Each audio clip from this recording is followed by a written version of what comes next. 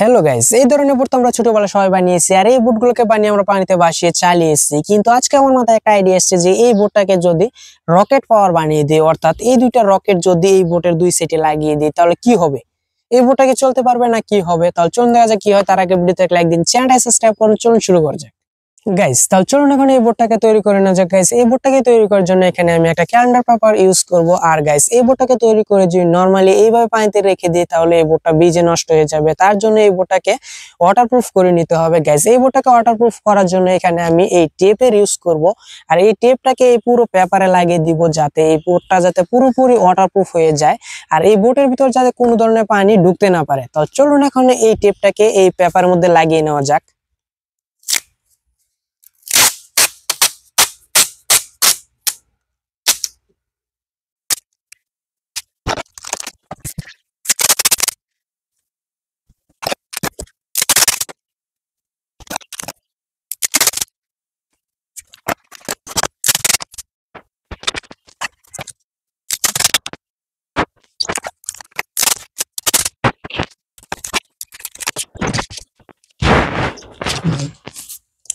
Guys, এই পুরো পেপারের মধ্যে টেপ লাগিয়ে নিয়েছি। এখন এই পেপারটা পুরোপুরি ওয়াটারপ্রুফ হয়ে গেছে। এখন চলুন এই পেপার দিয়ে বোর্ড তৈরি করা যাক।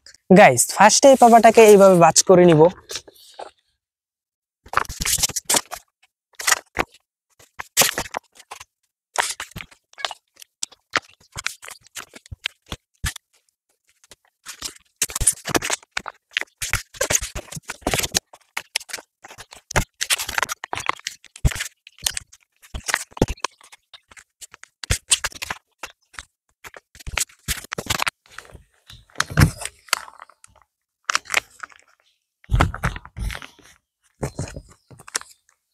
গাইস, ফাইনালি আমাদের এই বোটটা পুরোপুরি রেডি হয়ে গেছে। আর এই বোটের ভিতরে একটা ওয়াটারপ্রুফ লেয়ার আছে যাতে এই বোটের ভিতর কোন ধরনের পানি ঢুকতে না পারে।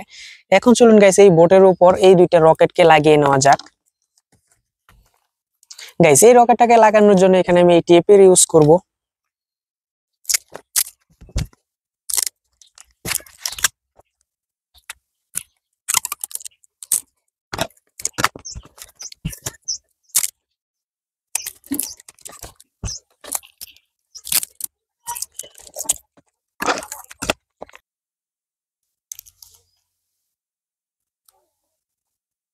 গাইস, ফাইনালি আমাদের এই বোটটা পুরোপুরি রেডি হয়েছে। গাইস দেখেন, এই বোটের দুই সাইডে দুইটা রকেটকেও লাগিয়ে নিয়েছি। এখন চলুন এই বোটটাকে পানিতে রেখে টেস্ট করে দেখা যাক যে এই বোটটা কি চলে না কি হয়, তা আপনারা কমেন্ট করেন।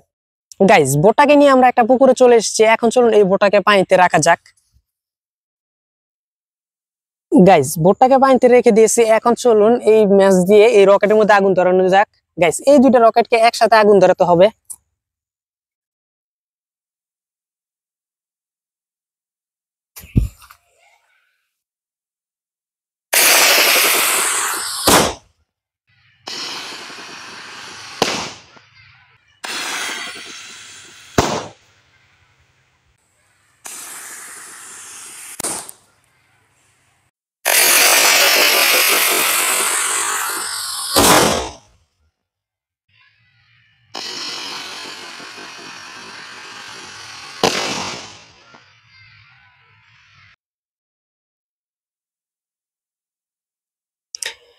গাইস, আমাদের বোট তো চলছে ঠিকই, কিন্তু এই বোটটা বেশি দূরে যেতে পারে নাই, কয়েক মিটার মাত্র গেছে। গাইস, এই বোটটা দূরে যাওয়ার কারণ হইতেছে যে এই রকেটের মধ্যে যখন আগুন ধরেছি তখন এই রকেট থেকে যে থ্রাস্টটা তৈরি হয়েছে এই থ্রাস্টের কারণে এই বোটটাকে সামনে নিয়ে গেছে।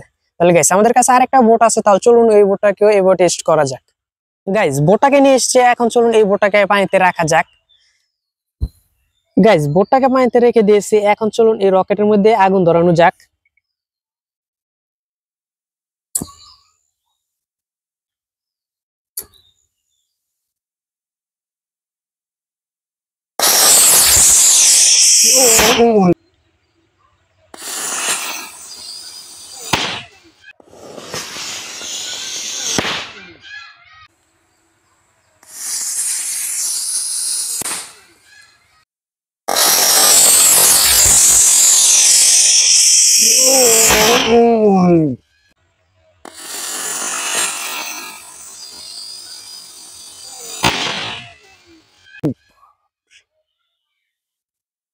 গাইস দেখেন আমাদের বোটটা কিন্তু চলছে ঠিকই, কিন্তু এই বোটটা বেশি দূরে যায় নাই গাইস। এই বোটটা দূরে না যাওয়ার কারণ হইতেছে যে এই বোটের একটা রকেট চলছে আর একটা রকেট চলে না, এই রকেটটা পানিতে ভিজে যাওয়ার কারণে। গাইস এই বোটটা দূরে যাওয়ার যে শক্তি অর্থাৎ এনার্জিটা ছিল, এই পুরো এনার্জিটা ছিল এই রকেট পাওয়ার অর্থাৎ রকেটের যে থ্রাস্টটা তৈরি হয়েছিল এই থ্রাস্টের থেকে। গাইস এই রকেটের এই থ্রাস্টের কারণে এই রকেট গুলা স্পেস কিংবা চাঁদে চলে যায়।